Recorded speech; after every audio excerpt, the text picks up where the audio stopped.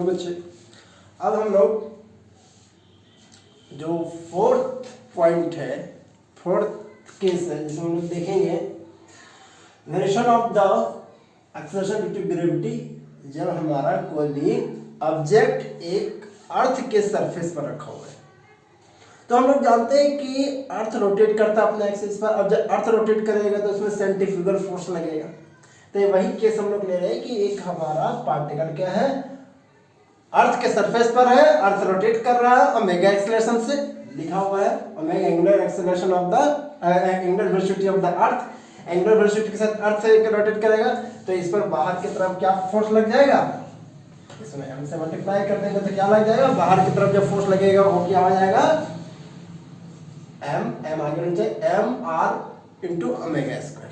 ये centrifugal force लगेगा, इसको हम लोग सड्डो फोर्स कहते हैं, कोई दिक्कत नहीं है। और जो ग्रेविटी फोर्स है उसके तो सेंटर की तरफ लगेगा, अर्थ के सेंटर की तरफ ग्रेविटी फोर्स लगेगा, जबकि हमारा बाहर की तरफ m into R into omega square, m into R omega square बाहर की तरफ फोर्स लगेगा। और चूंकि जब बाहर की तरफ फोर्स लगेगा और हम लोग मान लेते हैं कि हॉरिजॉन्टल के साथ वो एंगल थीटा में बन रहा है, तो इसका जब हम लोग कंपोनेंट तोड़ेंगे तो क्या हो जाएगा, ये आर रेडियस है, radius of the earth capital R, और जब आर कॉस थीटा तोड़ेंगे तो ये जिस सर्कल में रोटेट करेगा वो हो जाएगा। और जो सुडो फोर्सेस हो और एक्सेलरेशन ड्यू टू ग्रेविटी या फिर ग्रेविटी फोर्स के बीच का जो एंगल हो जाएगा वो 180 माइनस थीटा। कैसे हो जाएगा समझ सकते हो, ये जब थीटा बना रहा है तो पैरेलल लाइन खींचेंगे, ये भी थीटा, और थीटा तो एक स्ट्रेट लाइन बना रहा है तो लीनियर पैर से थीटा तो ये 180 माइनस थीटा हो जाएगा। तो हम लोग रिजल्टेंट एक्सेलरेशन निकालेंगे या फिर कह सकते हैं कि नेट एक्सेलरेशन निकालेंगे। तो देखते हैं निकालते हैं क्या हो जाएगा, इसको हम लोग जी डैश लिखते हैं, लिखने का तो फिर बहुत सारा लंबा हो जाएगा, इसलिए डायरेक्ट हम लोग पॉइंट पर आते हैं।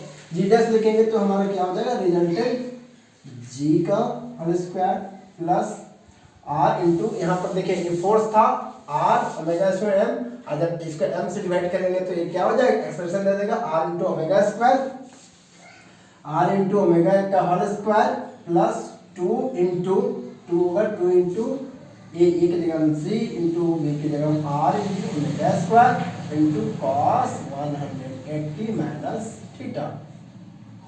ये सुडो फोर्स कैसे, इसका सिर्फ कैलकुलेशन यहाँ पर मैं लिख दिया हूँ, इसमें कैलकुलेशन सिर्फ लिख दी है, acceleration due to pseudo force का लिख दिया है, पहले से लिखा हुआ।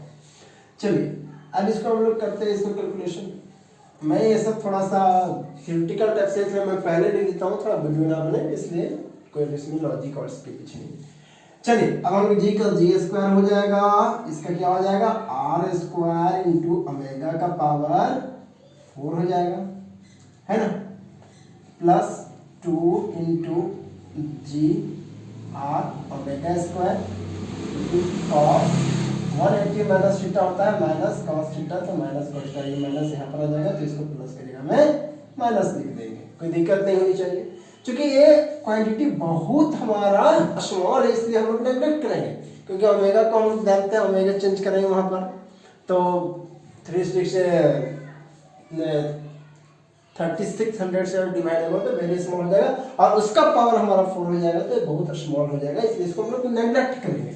और जब नेगलेक्ट करेंगे, यहाँ पर आ रहा है बोर्ड में आ रहा है, तो हमारा सेट क्या बन जाएगा, आ रहा है, चलिए आ रहा है, यहाँ तक आ रहा है जी स्क्वायर, ये हमारा 0 हो जाएगा माइनस 2 इंटू जी, कोई दिक्कत नहीं है, g are omega square into cos theta, ये हो गया हमारा जी डैश। चलिए इसके बाद इसको मिटा के हम लोग इसको ऊपर में लिखते हैं, है ना।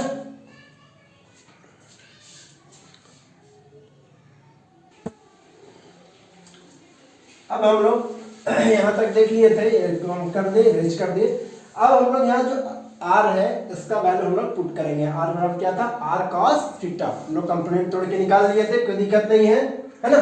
तो इसको हम लोग वैल्यू बैठा देंगे, small R equal to R cos theta, यहाँ पर वैल्यू हम लोग पुट करेंगे तो क्या हो जाएगा, g square minus 2 into g into omega square into r की जगह में क्या हो जाएगा, तो आर कॉस थीटा, इसके वैल्यू स्मॉल आर के बीच में आएगा, यहाँ पर मेरा कॉस थीटा पहले से था, ठीक है, यानी कि क्या हो जाएगा g square minus 2 into g into चलिए कुछ मिसिंग हो रहा नहीं हो रहा है, चलिए omega square into R into cos square theta.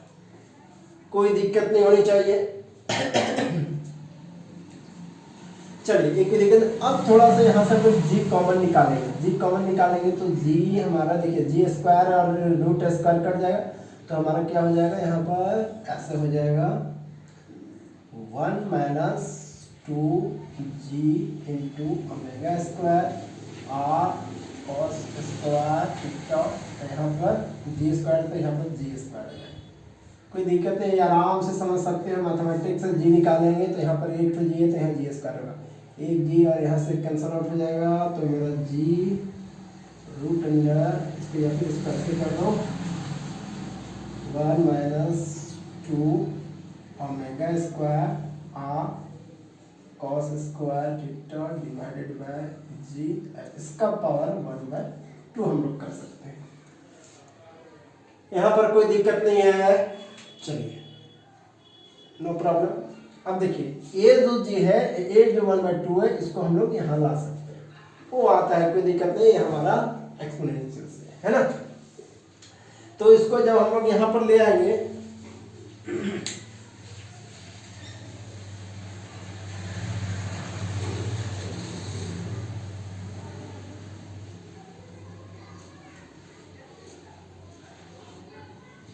इसको हम लोग यहाँ पर लाते हैं, ठीक है। तो जी का जी मेरा रह जाएगा 1 माइनस 1/2 यहाँ पर आ जाएगा, है ना।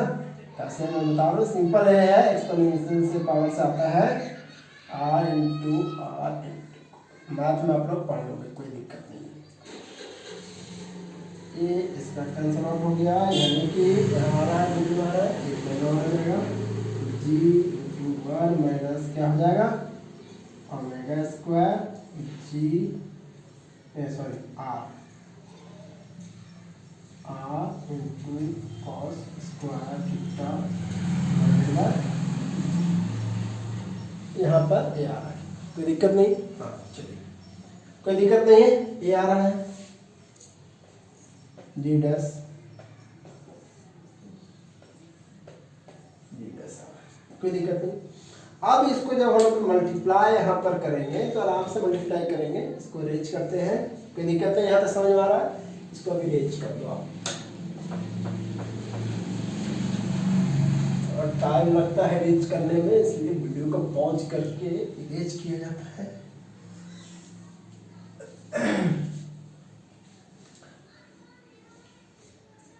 इसको यहाँ तक